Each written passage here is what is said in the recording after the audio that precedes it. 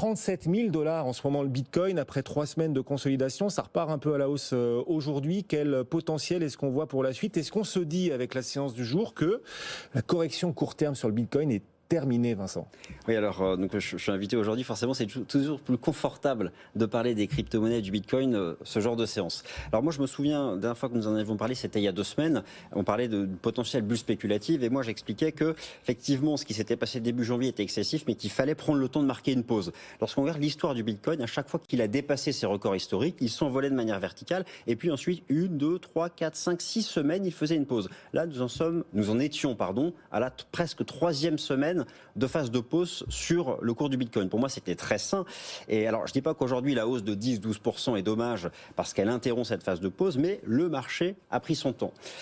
Donc ça, c'est une première chose. Maintenant, aujourd'hui, la hausse de 10-12%, elle a des explications dont nous allons parler tout à l'heure, mais ça a été déclenché ce matin par la modification de la story d'Elon Musk sur Twitter.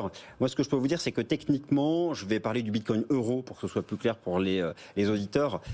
Le marché défendait depuis 3 semaines un support à 25 000 €. Alors 25 000 €, ce ne sont pas les anciens records historiques, mais c'est un niveau de support que le marché construit depuis 3 semaines. Et eh bien, il a réussi à le préserver. Là, il repart de l'avant.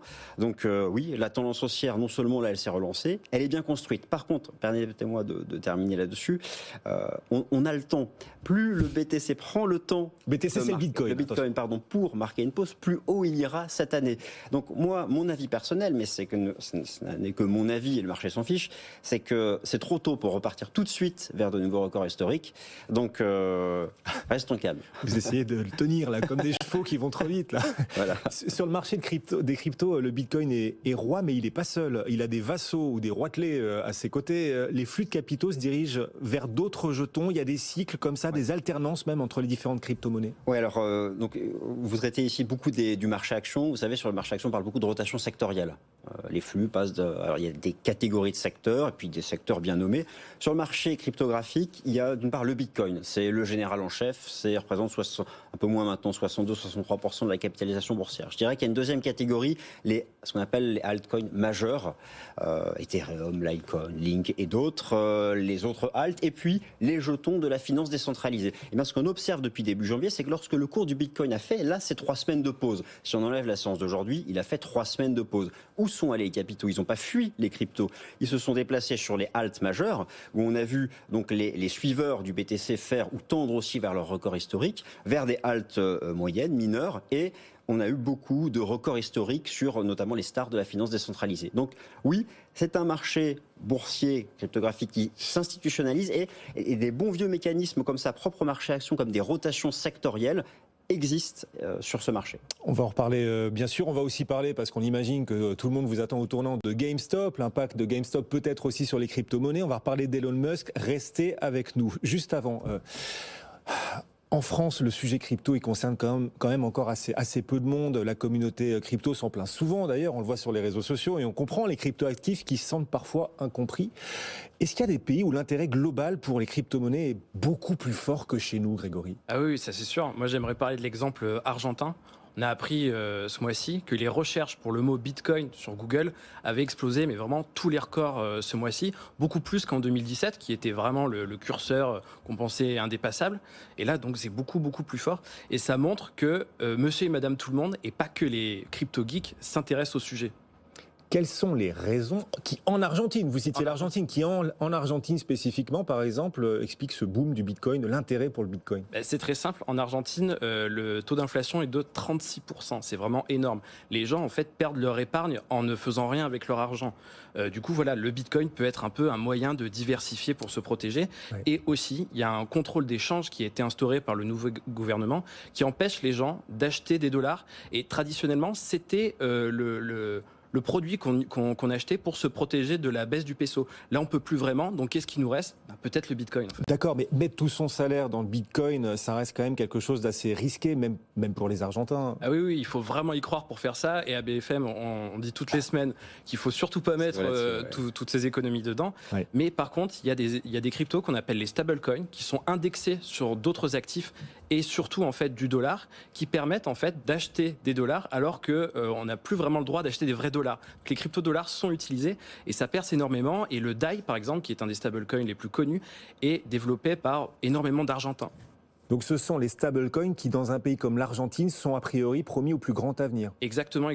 Et la future monnaie de Facebook a aussi un grand avenir là-bas. Bon, on rappelle donc à chacun de rester prudent. Même les stars de l'écosystème Bitcoin le disent.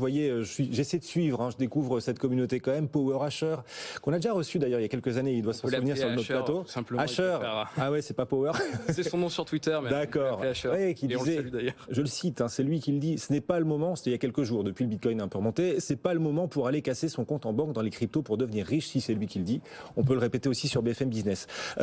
En bourse, on l'a vécu cette semaine incroyable. Bien évidemment, sur les actions, il s'est passé un truc de fou avec GameStop. Une armée de particuliers ont tordu le cou aux acteurs de marché traditionnels, aux fonds d'investissement, pour orienter dans le sens qui les arrangeait, eux, les particuliers, le cours d'un certain nombre d'actions. On voit encore GameStop aujourd'hui qui s'envole à l'instant où on se parle de 60%. Ça n'en finit pas. En 2 semaines, il a pris quasiment 2000% ce titre. La revanche du pot de terre sur le pot de fer. Des David qui se sont ligués tous ensemble sur les forums, sur les sempiternels Goliath des marchés, les fonds activistes. Une manifestation de la puissance des communautés grâce aux réseaux sociaux et aux forums. La gilet jaunisation, diront certains, de la bourse sur laquelle des particuliers qui se liguent par les réseaux sociaux ont su renverser les rapports de force habituels face à ceux qui détiennent le pouvoir d'habitude. GameSoft, on le disait, s'est envolé. Est-ce que ce genre de phénomène pourrait aussi arriver aux crypto-monnaies ? Est-ce qu'un scénario de ce genre est possible à l'heure actuelle ? Vincent. Alors moi je dirais oui et non. C'est vrai que c'est un peu une semaine exceptionnelle qui peut sembler peut-être un peu décevante ou pathétique pour l'image des marchés financiers parce que tous les jours, là on a des annonces qu'on a l'impression que les réseaux sociaux prennent le contrôle des marchés boursiers. C'est absolument pas ça. Les réseaux sociaux n'ont pas le contrôle des marchés financiers. Je dirais plutôt que les marchés financiers alimentent les réseaux sociaux en actualité. Alors oui et non. Non, d'une part parce qu'on ne peut pas comparer le marché cryptographique au marché action. La vente à découvert, la VAD, ça existe depuis très longtemps sur le marché action, depuis plusieurs décennies. C'est très institutionnalisé. C'est-à-dire que même d'ailleurs les particuliers peuvent vendre à découvert depuis très longtemps avec un compte titre ordinaire. Les institutionnels aussi, il y a des fonds institutionnels spécialisés dans la vente à découvert. Et ce qu'il faut savoir, c'est que, rappelons que le marché action est centralisé.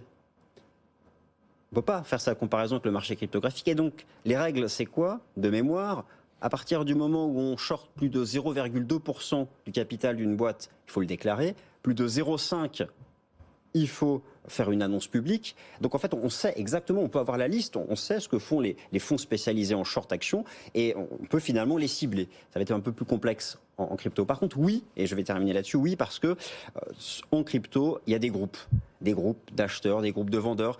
Et les réseaux sociaux, par contre, là, pour moi, c'est positif. Ça peut être aussi très puissant. Je ne vais pas citer de réseaux sociaux en particulier, mais oui, à ce moment-là, en crypto, il peut y avoir de très gros groupes qui peuvent pousser des jetons ou faire le contraire. Donc oui et non. Et prendre le pouvoir, peut-être temporairement, mais prendre le pouvoir sur le cours des cryptos, c'est possible pour vous aussi, Grégory ? Je dirais un peu oui et non, comme Vincent. Je dirais que c'est possible parce que beaucoup de cryptos en fait ont une très faible liquidité. Donc si une communauté se dit qu'il faut faire monter le prix d'une crypto, je me dis que c'est possible. Pour le Bitcoin, c'est un peu plus compliqué parce que c'est quand même, il y a quand même là beaucoup plus de liquidité. Mais ce qui me fait dire que c'est, en tout cas, que l'histoire de GameStop ne pourrait pas se produire là, c'est que sur Wall Street Bets, donc le forum Reddit sur lequel les investisseurs particuliers se sont réunis, bien en fait, on n'a pas le droit de parler de Bitcoin, on n'a pas le droit de parler de crypto, sinon on se fait bannir. Ah bon ? Oui. Et pourquoi ? Un choix culturel ? Je pense que c'est certainement très dur à modérer. C'est très clivant, beaucoup de monde défend des projets. Ça prend au cœur, en fait, on va dire, pour certaines personnes quand elles défendent des cryptos. C'est très idéologique, en fait. Oui, Vincent, vous vouliez ajouter un truc ? Oui, alors on voit déjà les régulateurs commencent à s'exprimer, ils vont regarder ça de plus près. En fait, il y a une chose, c'est que les fonds spéculatifs, eux, ils ont la force financière. Enfin, on voit que certains, là, ils l'ont plus. Je pense que sur le marché action, ce sont des fonds spéculatifs qui sont peut-être déjà en difficulté, qui sont ciblés. Si vous regardez, par exemple, le cours de l'action GameStop, elle progresse depuis le début de l'année. On a le sentiment, finalement, qu'ils ont cherché à abattre une bête qui était en train de mourir. La force des réseaux sociaux et de ces groupes de personnes, ça reste l'anonymat. Alors le danger peut-être de tout ça, et c'est pour ça que moi je trouve que tout ça c'est malsain, parce que est-ce qu'à terme on ne va pas chercher à vouloir remettre en question l'anonymat de groupes ? Et alors là, c'est le début de la fin. Donc Moi, j'espère que l'actualité de cette semaine ne va pas se prolonger chaque semaine. Ceci dit, c'est Raphaël Bloch aussi qui suit très l'actualité des crypto-monnaies qui tweetait tout à l'heure que WhatsApp et Robinhood viennent de faire gagner, selon lui, 2 ans aux applications et la finance décentralisée. Là, voilà, avec ce qui vient de se passer sur GameStop. Oui, c'est très possible parce que là, en fait, on s'est aperçu que les investisseurs ne pouvaient plus investir parce qu'on coupait l'accès à certaines actions sur Robinhood, sur toutes les applis de trading et toutes les applications de finance décentralisée, en fait, elles sont par essence inarrêtables. Donc, effectivement, ça peut faire gagner du temps aux gens qui les développent. Et alors, l'autre événement du jour qui a impacté la tendance, le cours des crypto-monnaies, du Bitcoin en particulier, c'est Elon Musk qui a ajouté la mention #Bitcoin à sa biographie. Ça a permis au Bitcoin de progresser de quoi ? 16% d'un coup ? 16%, à peu près. Ouais, c'est même monté un petit peu plus haut, mais c'est énorme. Bon, on doit le prendre au sérieux. Il va investir dans le Bitcoin, il va vouloir en faire sa nouvelle fusée, Elon Musk. Il a toujours dit qu'il n'investirait pas dans le Bitcoin, mais c'est possible que ce soit en train de changer parce qu'il y a quelque chose qui s'est passé en fait avec l'histoire de GameStop, c'est que là, donc on en parlait, les applis de trading ont empêché les gens donc de continuer à investir sur les actions GameStop. Et lui, par contre, quand il a été attaqué sur les actions Tesla par les fonds spéculatifs, on a laissé faire les fonds spéculatifs. Donc là, avec l'histoire de GameStop, quelque part on les protège, donc lui il trouve ça injuste, le marché n'est pas libre, et qu'est-ce qui est plus libre que Bitcoin en fait ? Pas grand chose, parce que Bitcoin c'est la quintessence du marché libre, on ne peut pas l'arrêter. Ouais, et il tient à travers ce petit tweet là qui a permis au Bitcoin de progresser d'un coup, une petite revanche, une façon de venir gratter là où ça fait mal. Quelque part, et après il a tweeté que rétrospectivement c'était logique en fait de penser que Bitcoin était important, donc peut-être qu'il va annoncer des investissements, ça pourrait tout changer. Et Bitcoin a un coup à jouer dans cette histoire du coup ? Oui, je pense, parce que là il peut y avoir une convergence de lutte en fait, si vous voulez, entre ces personnes un peu anti-système qui ont voulu mettre à genoux les hedge funds. En fait, Bitcoin est une monnaie anti-système.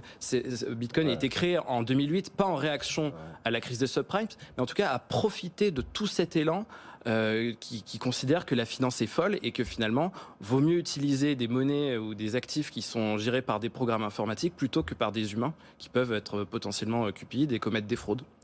Bon, on rappelle encore une fois, c'est un actif très volatile. Si vous souhaitez y mettre un pied, évidemment, allez-y prudemment. Grégory nous écrit, et oui, nos auditeurs téléspectateurs, il a le même prénom que vous. Question pratique, donc d'un de ces auditeurs qui nous suivent sur BFM Business, qui a manifestement envie, lui, de se lancer et d'investir dans le Bitcoin ou les crypto-monnaies. Il nous demande à combien sont imposées les plus-values en crypto, Grégory. C'est très simple, c'est comme les actions, c'est 30%, c'est la flat tax.